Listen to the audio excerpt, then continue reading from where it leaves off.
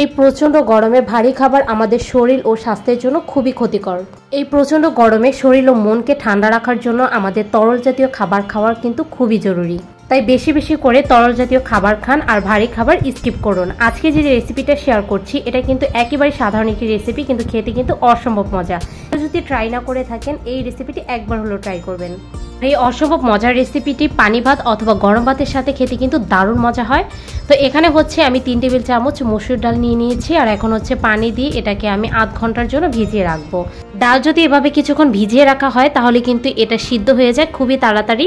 আর এখন হচ্ছে এটি ফ্রাই প্যানের মধ্যে আমি 2 টেবিল চামচ রান্নার তেল দিয়ে দিলাম, আর এখানে হচ্ছে কিছু পরিমাণ পেঁয়াজ কুচি দিয়ে দিয়েছি। এখন হালকা একটু কালার করে পেঁয়াজটাকে ভেজে নিলাম, আর ভেজে নেওয়ার পরে কিন্তু আমি এখানে 1 চামচ আদা রসুন বাটা অ্যাড করেছি।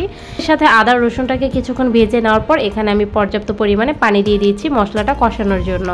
এখন আমি 1 চামচ হলুদের গুঁড়া আর ভর্তি করে দিয়ে দিয়েছি 1 চামচ মরিচের গুঁড়া, আর হাফ চামচ দিয়ে দিলাম ধনিয়া গুঁড়া, 1/3 চামচ জিরা গুঁড়া আর পরিমাণ মতো লবণ দিয়ে এখন মশলাটাকে কষিয়ে নিচ্ছি।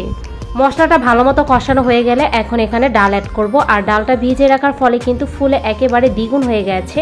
এখন দিয়ে দিচ্ছি 5 থেকে 6টি কাঁচামরিচ ফালি। কাঁচামরিচটা আপনাদের পছন্দ অনুযায়ী অ্যাড করতে পারেন, যে যেমন ঝাল খেতে পছন্দ করেন সেই অনুযায়ী বাড়িয়ে অথবা কমিয়ে দিতে পারেন। তবে আমার কাছে এই রান্নাটা একটু ঝাল ঝাল খেতেই ভালো লাগে।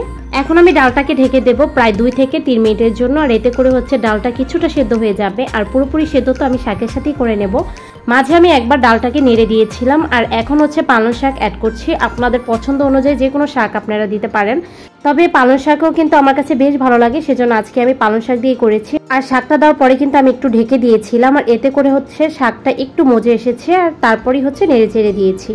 এখন আমি সামান্য পরিমাণে একটু পানি অ্যাড করে দিচ্ছি, আর এতে করে হচ্ছে শাকটা পুরোপুরি সেদ্ধ হয়ে যাবে আর একটু হচ্ছে পাতলা থাকবে। আর যারা মাখো মাখো রাখতে চাচ্ছে সেক্ষেত্রে কিন্তু পানি অ্যাড না করলেও চলবে। এখন হচ্ছে ঢেকে দেবো কিছুক্ষণের জন্য, আর এতে করে হচ্ছে রান্নাটা পুরোপুরি কমপ্লিট হয়ে যাবে। তো এখন হচ্ছে আমি এটাকে বাগার দিয়ে নেব, কারণ বাগার দিলে কিন্তু এই শাক রান্নাটা খেতে অসম্ভব মজা হয়। আমি হচ্ছে এটাকে সাইডে রেখে দিচ্ছি। তারপরে হচ্ছে আমি বাগার দেওয়ার জন্য একটি ফ্রাই প্যানের মধ্যে পরিমাণ মতো তেল দিয়ে দিলাম 2টি শুকনো মরিচ।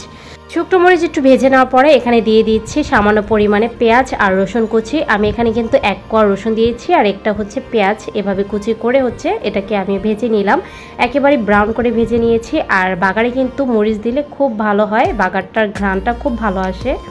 তো এখন হচ্ছে শাকের মধ্যে দিয়ে আমি একটু নেড়ে ছেড়ে তারপর নামিয়ে নেব। আর এই ক্ষেত্রে কিন্তু বেশিক্ষণ নেড়ে চেড়ে রান্না করতে যাবেন না, তাহলে কিন্তু বাগারের ঘ্রাণটা আর ভালো থাকে না।